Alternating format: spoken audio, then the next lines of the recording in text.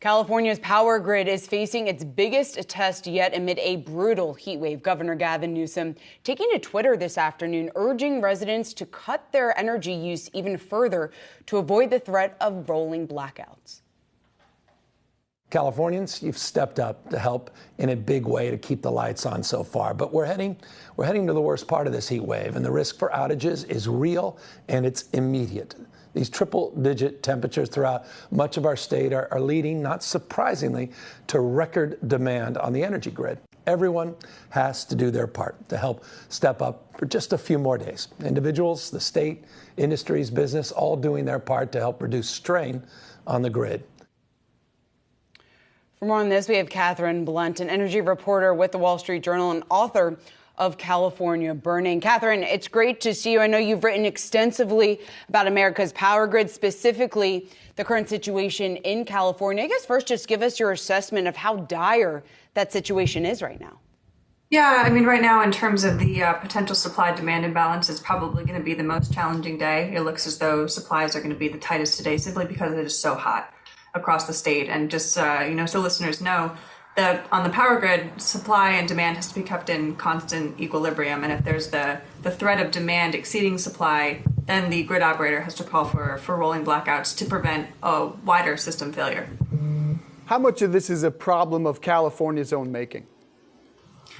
Well, I think in the case of California and some other places around the country, it has proven challenging in recent years to manage a number of different things that have converged to create this challenge. Of course, California's been moving very quickly in the direction of clean energy, which makes it so that when solar production begins to taper off in the evening hours, you begin to see tighter supplies. It's also been retiring more conventional power plants in recent years. Now, of course, California is in a state of very severe drought. Hydroelectric power production has been constrained, and as we're seeing with climate change, heat waves like this are becoming more severe, and that creates a challenge in managing demand. So there's a lot going on. And as we heard there from Newsom, he's asking Californians to really sort of deal with this for a few more days. But what are the mid and longer term solutions here that'll actually make just sort of having these blackouts not end up being the norm? Right. So a lot of observers of the California market are looking to see how quickly the state can add large-scale battery storage to help store wind and solar power for use when production declines. There's a really big push to do that. But of course, one of the main big challenges right now is we're seeing issues with supply chain challenges and inflationary pressures that have made some of these clean energy projects more difficult to bring online in a timely fashion. So there's a lot of near-term challenge. There's hope for medium-term and longer-term solutions here, but these next few years are going to be very challenging. Katherine, do you think this problem is likely to get worse before it eventually gets better? I suppose it has the potential to get worse depending on the kinds of project delays that we see in the next few years. So unfortunately, there's a possibility that this could be just one of several challenging summers that the state's going to have to go through. On the individual level, what specifically is the governor asking people to do to reduce their output? Specifically between the hours of 4 and 9 p.m., it's imperative to reduce electricity use to help alleviate strain on the grid. So that means not running major appliances during those hours, not charging electric vehicles during those hours. Of course, most people do this overnight anyway, so it's probably not too much of an imposition in most cases, but the idea is basically reduce your electricity use to the extent that you can, of course, keeping in mind, your own health and safety.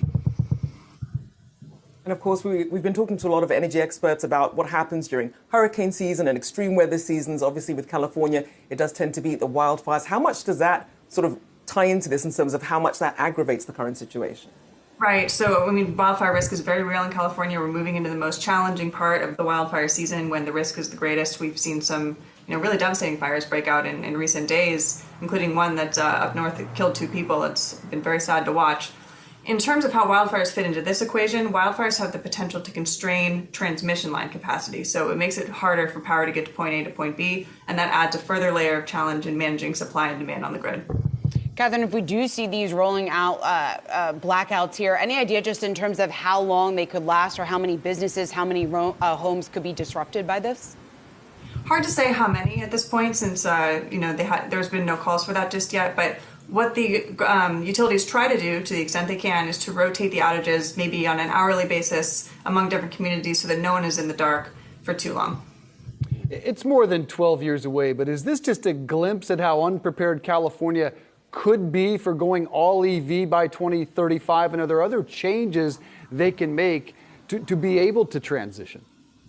Yeah, so not only does the supply-demand challenge have to be solved in a meaningful way by that time that rolls around, but also utilities have to make investments in the grid to make it so that it is strong enough to support this additional demand that's coming from electric vehicles. So there is a lot of work to be done between now and then. So as we look at some of the work that needs to be done, what do we know about sort of the funding behind some of these projects to really try and reinforce the grid and really improve California's chances going forward?